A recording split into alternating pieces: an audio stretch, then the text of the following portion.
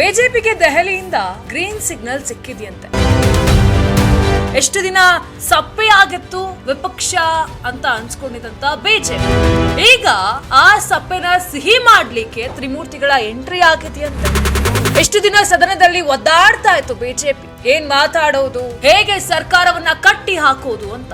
ಈಗ ಕಟ್ಟಿ ಹಾಕ್ಲಿಕ್ಕೆ ಅಂತ ದೆಹಲಿಯಿಂದ ಗ್ರೀನ್ ಸಿಗ್ನಲ್ ಕೊಟ್ಟು ತ್ರಿಮೂರ್ತಿಗಳನ್ನ ಕಳಿಸಿದ್ದಾರೆ. ಸದನದಲ್ಲಿ ಅದನ್ನ ಮೊನ್ನೆ ಅಷ್ಟೇ ನಾವು ಕೂಡ ನೋಡ್ತಾ ಇದ್ವಿ. ಹಾಗಾದ್ರೆ ಯಾರು ಆ ತ್ರಿಮೂರ್ತಿಗಳು? ದೆಹಲಿಯಿಂದ ಗ್ರೀನ್ ಸಿಗ್ನಲ್ ಕೊಟ್ಟಂತ ನಾಯಕರಾದ್ರೂ ಯಾರು? ಬಿಜೆಪಿ ನಿಜಕ್ಕೂ ಕೂಡ ವಿಪಕ್ಷವಾಗಿ ಉಳ್ಕೊಂಡಿದ್ಯಾ? ನಮಸ್ಕಾರ, ನಾನು ನಿಮ್ಮ ರಂಜಿತಾ ರೇವಣ್ಣ. ಇತ್ತೀಚಿನ ದಿನಗಳಲ್ಲಿ ಕರ್ನಾಟಕ ರಾಜಕೀಯದಲ್ಲಿ ಒಂದು ಮಾತಂತೂ ನಿರಂತರವಾಗಿ ಕೇಳಿಸ್ತಾನೆ ಇದೆ. ಬಿಜೆಪಿ ವಿಪಕ್ಷವಾಗಿ ಉಳ್ಕೊಂಡಿದ್ಯಾ? ಬಿಜೆಪಿಯಲ್ಲಿ ವಿರೋಧ ಇದೆ, ಆದ್ರೆ ಯಾಕೋ ಪ್ರತಿರೋಧ ಅನ್ನೋದು ಕಾಣಿಸ್ತಾ ಇಲ್ಲ. ಆ ಮಾತುಗಳು ಕೂಡ ರಾಜಕೀಯ ವಲಯದಲ್ಲಿ ಕೇಳಿ ಬರ್ತಾ ಇದೆ. ಸರ್ಕಾರದ ಮೇಲೆ ಆರೋಪಗಳಿದೆ, ವಿವಾದಗಳಿದೆ, ಆದ್ರೆ ಸದನದೊಳಗೆ ಮಾತ್ರ ಯಾಕೋ ಗೊತ್ತಿಲ್ಲ ಅಗ್ರೆಷನ್ ಅನ್ನೋದು ಕಾಣಿಸ್ತಾ ಇಲ್ಲ. ಆ ಒಂದು ಎಲ್ಲೋ ಕುತ್ಕೊಂಡು ಬೈಟ್ ಕೊಟ್ಟಾಗ್ಲೋ ಅಥವಾ ಬೇರೆ ಕಡೆ ಮಾತನಾಡ್ದಾಗ್ಲೋ ಟ್ವಿಟರ್ನಲ್ಲೋ ಬಹಳಷ್ಟು ಆರೋಪಗಳನ್ನ ಮಾಡ್ತಾ ಇದ್ದಾರೆ ವಿಪಕ್ಷ ಅಂತ ಅನ್ಸ್ಕೊಂಡಿರುವಂತ ಬಿಜೆಪಿ. ಆದ್ರೆ ಆ ಅಗ್ರೆಷನ್ ಸದನದಲ್ಲಿ ಕಾಣಿಸ್ತಾ ಇಲ್ಲ. ಇದು ಎಲ್ಲ ಹೊರಗಡೆಯಿಂದ ಬರುವಂತ ಮಾತಲ್ಲ, ಬಿಜೆಪಿ ವಲಯದಲ್ಲೇ ಈ ರೀತಿಯಾಗಿ ಒಂದು ಮಾತುಗಳು ಕೂಡ ಬರ್ತಾ ಇದೆ. ಸಪ್ಪೆ ಆಗಿ ಹೋಗ್ಬಿಟ್ಟಿದೆ ವಿಪಕ್ಷ ಅಂತ ಆರೋಪ ಕೂಡ ಕೇಳಿ ಬರ್ತಾ ಇದೆ. ಅದನ್ನ ನಾವು ಈಗ ವಿಧಾನಮಂಡಲ ಅಧಿವೇಶನ ಏನ್ ನಡೀತಾ ಇತ್ತು, ಆ ಅಧಿವೇಶನದಲ್ಲಿ ನಾವೇ ಕೂಡ ಚಿತ್ರಣವನ್ನ ನೋಡ್ತಾ ಇದ್ವಿ ಸಂಪೂರ್ಣವಾಗಿ. ಇನ್ನು ಸಿದ್ದರಾಮಯ್ಯ ಸರ್ಕಾರ ವಿರುದ್ಧ ಈಗ ಬಿಜೆಪಿ ನಿಜವಾಗಿಯೂ ಕೂಡ ಟಾಪ್ ಗೇರ್ಗೆ ಏರ್ದಂತೆ ಕಾಣಿಸ್ತಾ ಇದೆ ಈ 2 ದಿನದಿಂದ. ಯಾಕಂತ ಹೇಳಿದ್ರೆ ಕೆಲವು ಸಂಸದರು ಅಥವಾ ಬಿಜೆಪಿ ನಾಯಕರು ಮಾತನಾಡಲಿಕ್ಕೆ ಸ್ಟಾರ್ಟ್ ಮಾಡಿದ್ದಾರೆ.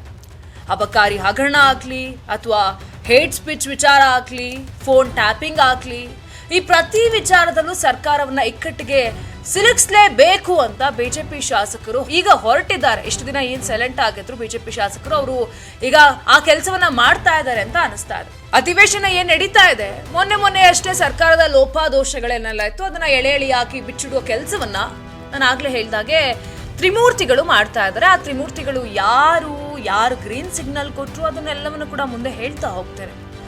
ಇನ್ನು ಕಳೆದ 2.5 ವರ್ಷಗಳಲ್ಲಿ ವಿಧಾನಮಂಡಲದ ಅಧಿವೇಶನಗಳಲ್ಲಿ ಕಾವೇರಿದಂತ ಚರ್ಚೆಗಳು, ಸರ್ಕಾರದ ಸಮರ್ಥನೆಗಳು ಬಹಳಷ್ಟು ಕಡಿಮೆ. ಯಾವುದು ಕೂಡ ಅಂತ ಈಗ ವಿಪಕ್ಷ ಅಂತ ಹೇಳಿದ್ರೆ ಸರ್ಕಾರದ ತಪ್ಪುಗಳನ್ನ ಹುಡುಕೋದಾಗಿರ್ಬೋದು, ಸರ್ಕಾರವನ್ನ ಕಟ್ಟಿ ಹಾಕುವಂಥದ್ದಾಗಿರ್ಬೋದು, ಬಹಳಷ್ಟು ವಿಚಾರ ಇದೆ. ವಿಚಾರ ಇಲ್ಲ ಅಂತ ಹೇಳೋದು ತಪ್ಪಾಗತ್ತೆ. ಈಗ ಬೆಂಗಳೂರಿನ ಬೆಳವಣಿಗೆಯನ್ನ ತಗೊಂಡು ವಿಪಕ್ಷಗಳು ಯಾವ ರೀತಿಯಾಗೆಲ್ಲ ಪ್ರಶ್ನೆಯನ್ನ ಮಾಡಬಹುದಿತ್ತು, ಆದ್ರೆ ಆ ಯಾವ ಪ್ರಶ್ನೆಯನ್ನ ಕೂಡ ಬಿಜೆಪಿ ಶಾಸಕರು ಮಾಡ್ತಿಲ್ಲ. ಅದು ಯಾಕೆ ಅಂತ ಗೊತ್ತಿಲ್ಲ. ನಾನಾಗ್ಲೇ ಹೇಳ್ದಾಗೆ ವಿಪಕ್ಷ ಇದೆಯೋ ಇಲ್ವೋ ಕರ್ನಾಟಕದಲ್ಲಿ ಅನ್ನೋ ಪರಿಸ್ಥಿತಿಗೆ ಬಂದು ನಿಂತಿದೆ. ಇದು ಈಗ ಒಂದ್ ರೀತಿಯಾಗಿ ಹೆಂಗಾಗಿತ್ತು ಅಂತ ಅಂದ್ರೆ ಯಾವ ಪ್ರಶ್ನೆಯನ್ನ ಕೇಳ್ತಾ ಇರ್ಲಿಲ್ಲ. ಮೊನ್ನೆ ಅಷ್ಟೇ ಪ್ರಶ್ನೆಯನ್ನ ಕೇಳಿದಾಗ ಖುದ್ದು ಮುಖ್ಯಮಂತ್ರಿಗಳೇ ಸ್ವತಃ ಎದ್ದು ನಿಂತ್ಕೊಂಡು ವಿಪಕ್ಷದ ಆರೋಪಗಳಿಗೆ ತಿರುಗೇಟನ್ನ ಕೊಡ್ತಾರೆ. ಆದ್ರೆ ಈ ಅಧಿವೇಶನದಲ್ಲಿ ಅದಕ್ಕೆ ಪೂರಕವಲ್ಲದ ವಾತಾವರಣ ಕೂಡ ನಿರ್ಮಾಣ ಆಗಿತ್ತು. ಇನ್ನು ಸರ್ಕಾರವೇ ವಿವರಣೆ ಕೊಡಬೇಕಾದ ಪರಿಸ್ಥಿತಿ ಕೂಡ ಈಗ ಬಂದು ನಿಂತಿದೆ. ಇನ್ನೊಂದು ವಿಚಾರ ಇಲ್ಲಿ ಗಮನಿಸಬೇಕಾಗಿದ್ದ ವಿಚಾರ ಅಂತ ಹೇಳಿದ್ರೆ, ಈ ಬಾರಿ ಸರ್ಕಾರದ ವಿರುದ್ಧ ಗಟ್ಟಿಯಾಗಿ ಮಾತನಾಡ್ತಿರುವವರು ಬಿಜೆಪಿ ರಾಜ್ಯಾಧ್ಯಕ್ಷ BY ವಿಜಯೇಂದ್ರ ಅಥವಾ ವಿಪಕ್ಷದ ನಾಯಕರಾಗಿರುವಂತ ಅಶೋಕ್ ಅವರು ಮಾತ್ರ ಅಲ್ಲ. ಅಂದ್ರೆ ಅವರಿಬ್ರು ಕೂಡ ಬಹಳಷ್ಟು ಕಮ್ಮಿ ಮಾತನಾಡಿರುವಂಥದ್ದು. ಅಶೋಕ್ ಅವರು ಈಗ ಮೊನ್ನೆ ಏನು ಸದನದಲ್ಲಿ ಒಂದು ಪ್ರತಿಭಟನೆಯನ್ನ ಮಾಡಿದ ಆಗಿರ್ಬಹುದು, ಮತ್ತೊಂದಾಗಿರ್ಬೋದು, ಈ ರೀತಿಯಾಗಿ ಚಿಕ್ಕ ಪುಟ್ಟ ಮಾಡ್ತಾ ಇದ್ದಾರೆ. ಆದ್ರೆ ಯಾಕೋ ಅಷ್ಟು ಅಗ್ರೆಸಿವ್ ಆಗಿ ಪರಿಣಾಮಕಾರಿಯಾಗಿ ಯಾವುದು ಕೂಡ ಕಾಣಿಸ್ತಿಲ್ಲ. ಇನ್ನು ಆದ್ರೆ ಈಗ ಬಿಜೆಪಿಯ 3 ಸೀನಿಯರ್ ಶಾಸಕರು ಮುಂದಾಳತ್ವನ ತಗೊಂಡು ಅಥವಾ ಹೈಕಮಾಂಡ್ ನಿಂದ ಗ್ರೀನ್ ಸಿಗ್ನಲ್ ನ ತಗೊಂಡು ಈಗ ಮಾತನಾಡ್ತಾ ಇದ್ದಾರೆ ಅನ್ನೋ ಮಾತುಗಳು ಕೂಡ ರಾಜಕೀಯ ವಲಯದಲ್ಲಿ ಕೇಳಿ ಬರ್ತಾ ಇದೆ. ಇನ್ನು ಆಯ್ತಾ GBA ಚುನಾವಣೆ ಇನ್ನು ಮುಂದಿನ ದಿನಗಳಲ್ಲಿ ಈಗ ಕೋರ್ಟ್ ಆದೇಶದಂತೆ ಮುಂದಿನ ದಿನಗಳಲ್ಲಿ GBA ಚುನಾವಣೆ ಕೂಡ ನಡೆಯುತ್ತೆ. ಇನ್ನು ಈ GBA ಚುನಾವಣೆಗೆ ಉಕ್ಕಾರ್ ಕುಕ್ ಗೆಲ್ಲೇಬೇಕು ಅನ್ನೋ ಒಂದು ಕಾರಣಕ್ಕೆ ನಮ್ಗೆ ಗೊತ್ತಿರೋ ಹಾಗೆ ರಾಮ್ ಮಾಧವ್ ಅವರು ಎಂಟ್ರಿಯನ್ನ ಕೊಟ್ಟಿದ್ದಾರೆ ಕರ್ನಾಟಕಕ್ಕೆ. ಕರ್ನಾಟಕ ಬಿಜೆಪಿ ಉಸ್ತುವಾರಿಯಾಗಿ ಡಾಕ್ಟರ್ ರಾಧಾ ಮೋಹನ್ ದಾಸ್ ಅಗರ್ವಾಲ್ ಬಗ್ಗೆ ರಾಜ್ಯ ಘಟಕದಲ್ಲಿ ಸಾಕಷ್ಟು ಅಸಮಾಧಾನ ಕೂಡ ಇದೆ. ಅವರು ಒಬ್ಬರ ಪರವಾಗಿದ್ರೆ ಅನ್ನೋ ಮಾತನ್ನ ಅಥವಾ ಆರೋಪವನ್ನ ಈ ಹಿಂದೆ ಕೂಡ ಅಂದ್ರೆ ಬಸನಗೌಡ ಪಾಟೀಲ್ ಅವರು ಕೂಡ ಬಹಳಷ್ಟು ಬಾರಿ ಬಹಿರಂಗವಾಗಿ ಹೇಳಿದ್ರು ಈ ರೀತಿಯಾಗಿ ಆರೋಪಗಳನ್ನ. ಇನ್ನು ಈ ಎಲ್ಲದರ ನಡುವೆ ಈಗ ನಾನು ಆಗ್ಲೇ ಹೇಳ್ದಾಗೆ ಏನು ಗ್ರೇಟರ್ ಬೆಂಗಳೂರು ಅಥಾರಿಟಿ ಚುನಾವಣೆ ಏನಿದೆ ಅದಕ್ಕೆ ಸುಪ್ರೀಂ ಕೋರ್ಟ್ ಕೂಡ ಏನು ಡೆಡ್ಲೈನ್ ಅನ್ನ ಕೂಡ ಕೊಟ್ಟಿದೆ. ಈಗ ಒಂದು ರೀತಿಯಾಗಿ ಬಿಜೆಪಿ ಹೈಕಮಾಂಡ್ ಏನಿತ್ತು ಇಷ್ಟು ದಿನ ಸುಮ್ಮನೆ ಇದ್ವಿ, ಈಗಲೂ ಕೂಡ ಸುಮ್ಮನೆ ಇದ್ರೆ ಅದು ಆಗೋದಿಲ್ಲ, ಕರ್ನಾಟಕದಲ್ಲಿ ನಮ್ಮ ಹಿಡಿತವನ್ನ ಕಳ್ಕೊಂತೀವಿ ಅಂತ ಭಯನೋ ಮತ್ತೊಂದು ಈ ಮಾತುಗಳು ಏನು ಕೇಳಿ ಬರ್ತಾ ಇದೆ. ಇದಕ್ಕೆ ಇಲ್ಲ ನಾವೇನಾದ್ರೂ ಒಂದು ಅಖಾಡಕ್ಕೆ ಇಳಿಲೇಬೇಕು ಅಂತ ಬಿಜೆಪಿ ಹೈಕಮಾಂಡ್ ತೀರ್ಮಾನ ಮಾಡಿರೋ ರೀತಿ ಕಾಣಿಸ್ತಾ ಇದೆ. ಇನ್ನು ಹೈಕಮಾಂಡ್ನಿಂದ ನೇರವಾಗಿ ಈಗ ರಾಮ್ ಮಾಧವ್ ಅವರನ್ನ ಕರ್ನಾಟಕಕ್ಕೆ ಕಳಿಸಲಾಗಿದೆ, ಅವ್ರನ್ನ ಉಸ್ತುವಾರಿಯಾಗಿ ಕೂಡ ಮಾಡಲಾಗಿದೆ. ಇನ್ನು ರಾಮ್ ಮಾಧವ್ ಅವರು ಕರ್ನಾಟಕಕ್ಕೆ ಎಂಟ್ರಿ ಕೊಟ್ಟ ಮೇಲೆ ನಾನು ಆಗ್ಲೇ ಪ್ರಾರಂಭದಲ್ಲೇ ಹೇಳ್ತಾ ಇದ್ದೆ ಈ ಬಿಜೆಪಿಯ ತ್ರಿಮೂರ್ತಿಗಳು ಅಂತ, ಆ ತ್ರಿಮೂರ್ತಿಗಳೆಲ್ಲರೂ ಕೂಡ ಫುಲ್ ಆಕ್ಟಿವ್ ಆಗಿದ್ದಾರೆ. ಸದನದಲ್ಲಿ ಅದು ಕಾಣಿಸ್ತಾ ಇದೆ.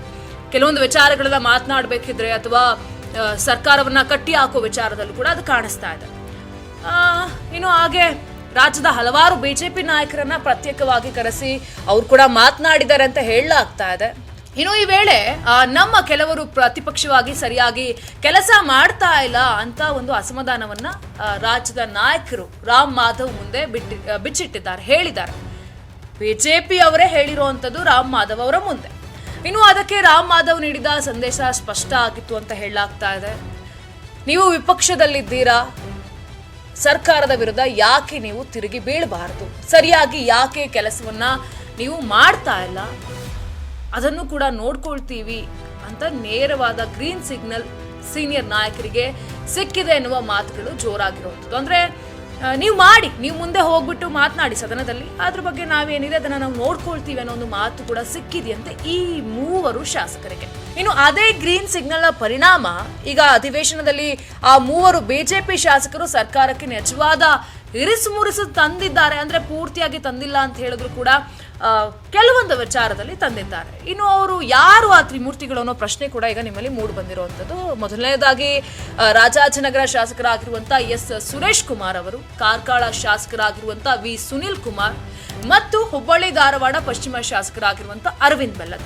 ಈ ಮೂವರು ನಾಯಕರು ಪ್ರತಿಯೊಂದು ವಿಚಾರದಲ್ಲೂ ಕೂಡ ಈಗ ಸರ್ಕಾರದ ವಿರುದ್ಧ ಸದನದಲ್ಲಿ ಗಟ್ಟಿಯಾಗಿ ಮಾತನಾಡ್ತಾ ಇದ್ದಾರೆ ಅನ್ನೋ ಒಂದು ಚಿತ್ರಣವನ್ನ ಕೂಡ ನಾವು ನೋಡ್ತಾ ಇದ್ವಿ. ಮತ್ತು ಈಗ ಬಿಜೆಪಿ ನಾಯಕರಲ್ಲೇ ಈ ಮಾತುಗಳು ಕೂಡ ಕೇಳಿ ಬರ್ತಾ ಇರುವಂಥದ್ದು. ಇನ್ನು ವಿಷಯ ತಿಳಿದುಕೊಂಡು ಕಾನೂನು ಅಥವಾ ಅನುಭವದ ನೆಲೆ ಏನಿದೆ, ಈ ಒಂದು ನೆಲೆಯಲ್ಲಿ ಸರ್ಕಾರವನ್ನ ಕಟ್ಟಿ ಹಾಕೋ ಪ್ರಯತ್ನವನ್ನ ಕೂಡ ಈ ಮೂವರು ಮಾಡ್ತಾ ಇರೋದು. ಅರವಿಂದ್ ಬೆಲ್ಲವರಾಗಿರ್ಬೋದು, ಸುನಿಲ್ ಕುಮಾರ್ಗಳಾಗಿರ್ಬೋದು.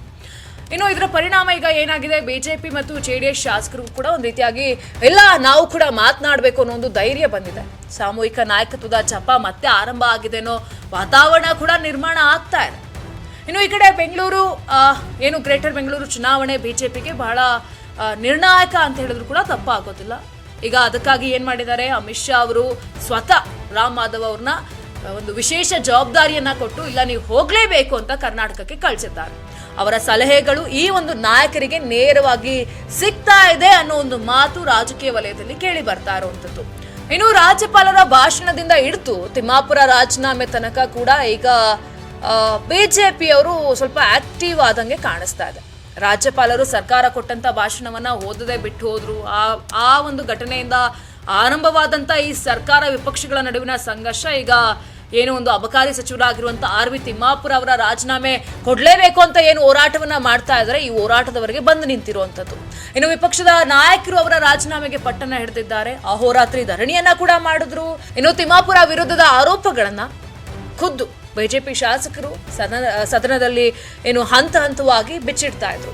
ನಮ್ಮ ಹತ್ರ ಸಾಕ್ಷಿಗಳಿದ್ದು ಇದ್ದಾವೆ ಅನ್ನೋ ಒಂದು ಮಾತನ್ನ ಬಿಜೆಪಿ ಅವರು ಹೇಳ್ತಾ ಇದ್ರು. ಅದಕ್ಕೆ ತಿಮ್ಮಾಪುರ ಅವರು ಕೂಡ ಹೇಳಿದ್ರು, ಅಂದ್ರೆ ಸಾಕ್ಷಿಗಳಿದ್ರೆ ಬಂದು ತೋರಿಸ್ತೀನಿ, ನಾನು ರಾಜೀನಾಮೆಯನ್ನ ಕೊಡ್ತೀನಿ, ಯಾವುದು ಸಾಕ್ಷಿ ಇಲ್ಲದೆ ಬಿಜೆಪಿ ಅವರು ಮಾತನಾಡ್ತಾ ಇದ್ದಾರೆ ಅಂತ. ಈವರೆಗೂ ಕೂಡ ಬಿಜೆಪಿ ಅವರು ಸದನದಲ್ಲಿ ಯಾವುದೋ ಒಂದು ಸಾಕ್ಷಿಗಳನ್ನ ತಂದು ಕೊಡುವಂಥದ್ದಾಗಿರ್ಬೋದು, ಈ ಕೆಲಸವನ್ನ ಮಾಡಿಲ್ಲ. ಇನ್ನು ಈ ನಡುವೆ ಈಗ ಏನಾಗ್ತಾ ಇತ್ತು, ಈ ನಡುವೆ ರಾಜ್ಯಪಾಲರ ಫೋನ್ ಟ್ಯಾಪಿಂಗ್ ಆಗ್ತಾ ಇದೆ ಅನ್ನೋ ಒಂದು ವಿಚಾರವನ್ನ ಅಥವಾ ಆರೋಪವನ್ನ ಸುನಿಲ್ ಕುಮಾರ್ ಸದನದಲ್ಲಿ ಪ್ರಸ್ತಾಪ ಮಾಡ್ತಾರೆ.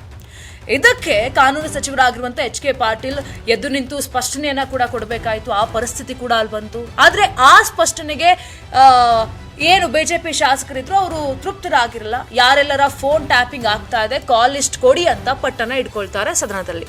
ಇನ್ನು ಗಲಾಟೆ ಜೋರಾಗತ್ತೆ. ಈ ಒಂದು ಕಾರಣ ಸದನವನ್ನ ಆ ಒಂದು ಮಟ್ಟಿಗೆ 2 ಗಂಟೆಗಳ ಕಾಲ ಮುಂದೂಡಿಕೆಯನ್ನ ಕೂಡ ಮಾಡ್ತಾರೆ.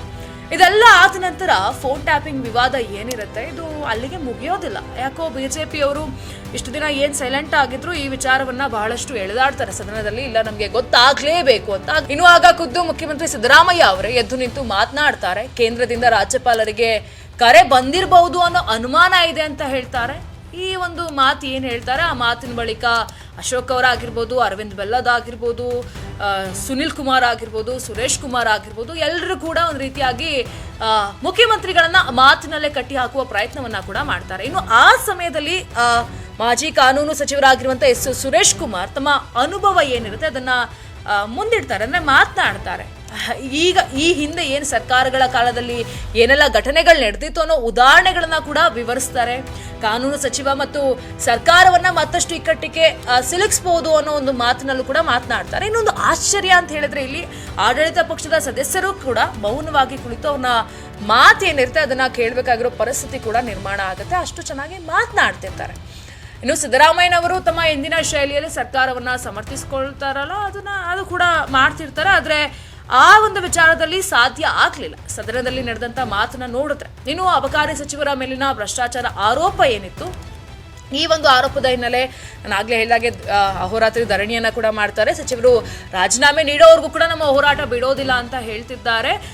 ಈಗಲೂ ಕೂಡ ಟ್ವೀಟ್ ಮಾಡುವಂಥದ್ದಾಗಿರ್ಬೋದು ಅಥವಾ ಹೇಳಿಕೆಗಳನ್ನ ಕೊಡುವಂಥದ್ದಾಗಿರ್ಬೋದು, ಈ ಒಂದು ಪ್ರೊಸೆಸ್ ಏನಿದೆ ಅದು ನಡೀತಾನೆ ಇದೆ. ಇನ್ನು ಕೂಡ ತಿಮ್ಮಾಪುರ ಅವರು ರಾಜೀನಾಮೆ ಕೊಡೋದಾಗ್ಲಿ ಮತ್ತೊಂದಾಗ್ಲಿ ಯಾವುದು ಅಂತ ದೊಡ್ಡ ಬೆಳವಣಿಗೆಗಳು ಕೂಡ ಆಗಿಲ್ಲ. ಆದ್ರೆ ಇಷ್ಟು ದಿನ ಸೈಲೆಂಟ್ ಆಗಿದ್ದಂತ ಬಿಜೆಪಿ ಮಾತನಾಡ್ತಾ ಇದೆ. ಇನ್ನು ಈ ವಿಚಾರದಲ್ಲಿ ಅರವಿಂದ್ ಬೆಲ್ಲದ್ ಅವರು ಕೂಡ ಸರ್ಕಾರವನ್ನ ತರಾಟೆಗೆ ತೆಗೆದುಕೊಳ್ತಾರೆ. 2 ತಿಂಗಳಿಂದನೂ ಕೂಡ ಹೋರಾಟವನ್ನ ಮಾಡ್ತಾ ಇದ್ದೀವಿ, ನೀವು ಯಾವುದು ಕೂಡ ಕ್ರಮವನ್ನ ಕೈಗೊಳ್ತಿಲ್ಲ ಅಂತ ಸರ್ಕಾರವನ್ನ ತರಾಟೆಗೆ ಕೂಡ ತೆಗೆದುಕೊಳ್ತಾರೆ.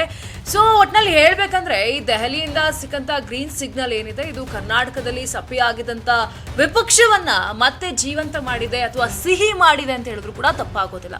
ಈ ಬಾರಿ ಬಿಜೆಪಿ ತ್ರಿಮೂರ್ತಿಗಳು ಸರ್ಕಾರದ ವಿರುದ್ಧ ನಿಜವಾಗ್ಲೂ ಕೂಡ ರಾಜಕೀಯ ಹೋರಾಟವನ್ನ ಆರಂಭಿಸಿದ್ದಾರೆ ಅನ್ನೋದು ಸ್ಪಷ್ಟವಾಗಿ ಕಾಣ್ತಾ ಇದೆ. ಆದ್ರೆ ಈ ಒಂದು ಹೋರಾಟ ಎಲ್ಲಿವರೆಗೂ ಹೋಗುತ್ತೆ, ಇದೇ ರೀತಿಯಾಗಿ ವಿಪಕ್ಷ ಕೆರಳಿ ನಿಲ್ಲುತ್ತಾ ಅಥವಾ ಸರ್ಕಾರವನ್ನ ಕಟ್ಟಿ ಹಾಕುವ ಕೆಲಸವನ್ನ ಮಾಡುತ್ತಾ ಅದು ಕೂಡ ಗೊತ್ತಿಲ್ಲ. ಸದ್ಯಕ್ಕೆ ಇಷ್ಟು ದಿನ ಏನು ಪೂರ್ತಿಯಾಗಿ ಬಿಜೆಪಿ ಕಾಣಿಸ್ತಾನೆ ಇಲ್ವನೋ ಸದನದಲ್ಲಿ ಅಥವಾ ಮತ್ತೊಂದು ವಿಚಾರದಲ್ಲಿ ಎಲ್ಲೂ ಕೂಡ ಈಗ ಒಂದು ಸರ್ಕಾರ ಆಡಳಿತದಲ್ಲಿದೆ ವಿಪಕ್ಷ ಇದೆ ಅಂತ ಹೇಳಿದ್ರೆ ಎಷ್ಟು ಸುದ್ದಿ ಆಗ್ತಾ ಇತ್ತು ಅಥವಾ ಏನೆಲ್ಲ ಹೋರಾಟವನ್ನ ಮಾಡ್ತಾ ಇದ್ರು. ಬಿಜೆಪಿ ಅವರು ಯಾಕೆ ಇವತ್ತು ಈ ಪರಿಸ್ಥಿತಿಗೆ ಬಂದು ನಿಂತಿದ್ದಾರೆ ಅನ್ನೋದು ಕೂಡ ಗೊತ್ತಾಗ್ತಾ ಇಲ್ಲ. ಈಗ ಸದ್ಯಕ್ಕೆ ಈ ತ್ರಿಮೂರ್ತಿಗಳು ಒಂಚೂರು ಮಾತನಾಡ್ತಾ ಇದ್ದಾರೆ, ಸರ್ಕಾರವನ್ನ ಕಟ್ಟಿ ಹಾಕೋ ಕೆಲಸವನ್ನ ಕೂಡ ಮಾಡ್ತಾ ಇದ್ದಾರೆ. ನೋಡೋಣ ಇದು ಹೀಗೆ ಮುಂದುವರಿಯುತ್ತಾ ಇದೇ ರೀತಿಯಾಗಿ ಕಟ್ಟಿ ಹಾಕ್ತಾರಾ ಬಿಜೆಪಿ ಮತ್ತೆ ವಿಪಕ್ಷ ಅನ್ನೋದನ್ನ ತೋರ್ಸ್ಕೊಳುತ್ತಾ ಕರ್ನಾಟಕದಲ್ಲಿ ಅನ್ನೋದನ್ನ ಕಾದು ನೋಡ್ಬೇಕಿದೆ ಸದ್ಯಕ್ಕೆ. ಇನ್ನು ನಿಜಕ್ಕೂ ಕೂಡ ಬಿಜೆಪಿ ಸೈಲೆಂಟ್ ಆಗಿದ್ಯಾ, ಸಪ್ಪೆ ಆಗಿದ್ಯಾ, ಯಾಕೆ ಇವತ್ತು ಆಡಳಿತದಲ್ಲಿದೆ ಸರ್ಕಾರ ಅದನ್ನ ಯಾಕೆ ಕಟ್ಟಿ ಹಾಕೋ ಕೆಲಸವನ್ನ ಮಾಡ್ತಾ ಇಲ್ಲ? ನಿಮ್ಮ ಅಭಿಪ್ರಾಯ ಏನಿದೆ ಕಮೆಂಟ್ ಮಾಡಿ. ಯಾರಾಗ್ತಾರೆ ಎಂಎಲ್ಎ ಅಭ್ಯರ್ಥಿ 2028 ಶೀಘ್ರದಲ್ಲೇ. ಪ್ರತಿದಿನ ಒಂದೊಂದು ಕ್ಷೇತ್ರದ ಟಿಕೆಟ್ ಆಕಾಂಕ್ಷಿಗಳ ಸಂಪೂರ್ಣ ಮಾಹಿತಿ ಪೊಲಿಟಿಕಲ್ ಜರ್ನಲಿಸ್ಟ್ KM ಶಿವಕುಮಾರ್ ಅವರಿಂದ. ಕರ್ನಾಟಕದ ನಂಬರ್ 1 ಡಿಜಿಟಲ್ ಮೀಡಿಯಾ ನಿಮ್ಮ ನೆಚ್ಚಿನ ಕರ್ನಾಟಕ ಟಿವಿಯಲ್ಲಿ ಮಾತ್ರ. ನೀವು ಸಣ್ಣ ಆಗ್ಬೇಕಲ್ವಾ? ಅದು ಒಂದು ಉತ್ತಮ ಆಹಾರದಿಂದ ಸಣ್ಣ ಆಗ್ಬೇಕಲ್ವಾ? ಪ್ರತಿದಿನ ನಮ್ಮ ಜೀನಿ ಸ್ಲಿಮ್ ನ ಯೂಸ್ ಮಾಡಿ ಯಾವುದೇ ಸೈಡ್ ಎಫೆಕ್ಟ್ ಇಲ್ದಂಗೆ ನೀವು ಸಣ್ಣ ಆಗ್ತೀರಾ.